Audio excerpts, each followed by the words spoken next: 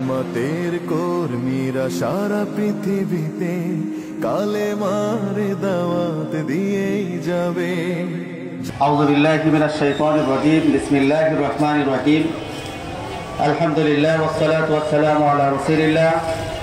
বাংলাদেশ জামাত ইসলামী মিরপুর উত্তর থানা কর্তৃক আয়োজিত আজকের এই বেকারত্ব দূরীকরণ ও কর্মসংস্থান সৃষ্টির লক্ষ্যে উপকরণ বিতরণ অনুষ্ঠানের সম্মানিত পরিচালক, মিরপুর উত্তর থানার সম্মানিত নায়েবে আমির, সেক্রেটারি এবং পৌর পরিষদ সদস্য সহ আমার সামনে উপস্থিত আজকে যাদের নিয়ে আজকে আমরা এই অনুষ্ঠান, যাদের সামনে আমাদের উপকরণগুলো যারা আজকে গ্রহণ করবেন, সেই সমস্ত ভাই সহ অত্র এলাকার বিভিন্ন পর্যায়ের ভাইরা, আসসালামু আলাইকুম ওয়া রাহমাতুল্লাহি ওয়া বারাকাতুহু। সম্মানিত উপস্থিতি, বাংলাদেশ জামাত ইসলামের ভীষণ হলো মানবতার সেবা, দেশ পরিচালনায় যোগ্যতা অর্জন এবং আল্লাহর সন্তুষ্টি অর্জন। এই তিনটি বিষয়কে সামনে রেখেই বাংলাদেশ জামাত ইসলামী তার কার্যক্রম পরিচালনা করছে। আমরা ইতিমধ্যেই দেখেছি, আমরা বাংলাদেশের জামাত ইসলামীর সৃষ্টি থেকে শুরু করে আমরা মানবতার পাশে ছিলাম, আছি এবং ভবিষ্যতে থাকবো ইনশাআল্লাহ। আল্লাহ রাব্বুল আলামিন পবিত্র কোরআনে ঘোষণা করেছেন, ওয়ালতাকুম মিনকুম উম্মাতুন ইয়াদউনা ইলাল খায়র ওয়া ইয়া'মুরুনা বিল মা'রুফ ওয়া ইয়ানহাউনা আনিল মুনকার ওয়া উলাইকা হুমুল মুফলিহুন। তোমাদের মধ্যে একটি দল থাকতে হবে যারা কল্যাণের দিকে মানুষকে আহ্বান করবে এবং সৎ কাজের আদেশ দেবে, অসৎ কাজ থেকে মানুষকে নিষেধ করবে। এই ব্যক্তিরাই হলো সফল কাম। এই যে খায়ের কল্যাণের কথা আল্লাহ বলছেন, খায়ের কল্যাণ বলতে যেটা আমরা বুঝি, আল্লাহ রাব্বুল আলামিন যেটা বলছেন যে মানুষের মৌলিক যে 5টি অধিকার আছে, অন্ন, বস্ত্র, বাসস্থান, শিক্ষা ও চিকিৎসা, এই মানুষের মৌলিক অধিকার যে বিষয়টি আছে, এটিকে বলা হয়েছে একটি কল্যাণমূলক কাজ।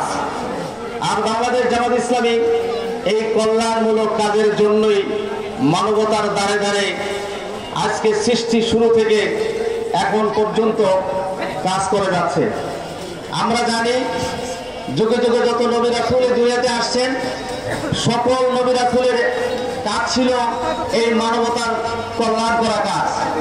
যেমনি ভাবে আল্লাহ রাব্বুল আলামিন পবিত্র কোরআনে বলছেন, হুয়াল্লাযী আরসালা রাসূলাহু বিল হুদা ওয়া দীনিল হক লিইয়ুযহিরাহু আলা দ্বীনি কুল্লিহি ওয়ালাউ কারিহাল মুশরিকুন।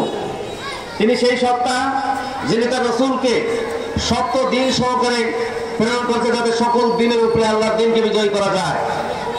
আর এই দিন বিজয়ের মূল কাজ হলো মানুষের, অসহায় মানুষের পাশে দাঁড়ানো। এটা নবী রাসূলের কাজ ছিল। সেই নবীওয়ালা কাজটাই বাংলাদেশ জামাত ইসলামী করে যাচ্ছে। আজকে বাংলাদেশ জামাত ইসলামীকে এই মানবতার পাশে বিগত 17 বছর আমাদেরকে বিগত ফ্যাসিস্ট সরকার মানুষের পাশে দাঁড়াতে দেয়নি।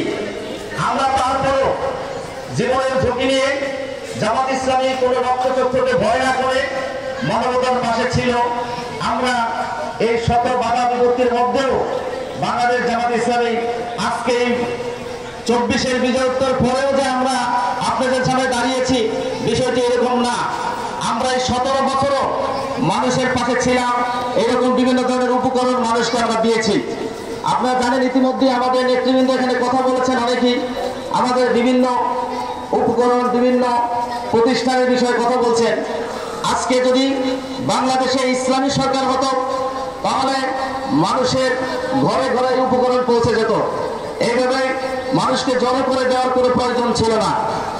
আমরা জানি আল্লাহ রাব্বুল আলামিন পবিত্র কোরআনে ঘোষণা করেছেন, আল্লাযীনা ইম্মাক্কান্নাহুম ফিল আরদ আকামুস সালাতা ওয়া আতাউয যাকাত ওয়া আমরু বিল মারুফ ওয়া নাহী আনিল মুনকার। যে তোমাদের মধ্যে আমি যখন কোনো দলকে রাষ্ট্র ক্ষমতা দেব, যারা ইসলামী সমাজ ব্যবস্থা কায়েম করবে, তাদের প্রথম কাজ হলো নামাজ প্রতিষ্ঠা করা। অর্থাৎ যারা মুসলিম হিসেবে নিজেদেরকে দাবি করবে, তাদেরকে অবশ্যই মসজিদে নামাজ পড়তে যেতে হবে। এবং দ্বিতীয় পর্যায়ে কাজ হলো ওয়াতাউজ যাকাত, যাকাত প্রতিষ্ঠা করবে। আজকে বাংলাদেশে যদি বেকারত্ব দূর করতে হয় এবং মানুষের অধিকার, বঞ্চিত মানুষকে যদি অধিকার ফিরে দিতে হয়, তাহলে যাকাত ভিত্তিক অর্থনীতি ছাড়া কোনোভাবেই মানুষের এই মৌলিক অধিকার ফিরে পাবে না। আর এই মৌলিক অধিকার যদি ফিরে দিতে হয়, অবশ্যই এই সমাজের মধ্যে যারা আল্লাহর আইনকে যারা প্রতিষ্ঠা করতে চায় এবং এই আল্লাহর আইনের মাধ্যমে যারা এই আল্লাহর আইনকে যারা প্রতিষ্ঠার মাধ্যমে যারা সৎ লোক তৈরি করছেন, সেই সৎ লোকের মাধ্যমেই এই সুবিধা বঞ্চিত অধিকার হারা মানুষের অধিকার ফিরে দেওয়া সম্ভব। কারণ আল্লাহ রাব্বুল আলামিন বলেছেন, ইন্না আকরামাকুম ইনদাল্লাহি আতকাকুম, যারা আল্লাহকে সবচেয়ে ভয় করে বেশি তারাই আসলে সৎ মানুষ হবে, এছাড়া সৎ মানুষ দুনিয়াতে সম্ভব না। আজকে আমরা এই বৈষম্যবিরোধী ছাত্র আন্দোলনের মাধ্যমে ছাত্রদের চাওয়া ছিল উই ওয়ান্ট জাস্টিস, আমরা ন্যায় ইনসাফপূর্ণ একটি সমাজ চাই। যে ছাত্রদের কথা ছিল আসলে এই ন্যায় ইনসাফপূর্ণ সমাজ পেতে হয়, তাহলে অবশ্যই কোরআন ছাড়া বিকল্প কোনো ব্যবস্থা নাই।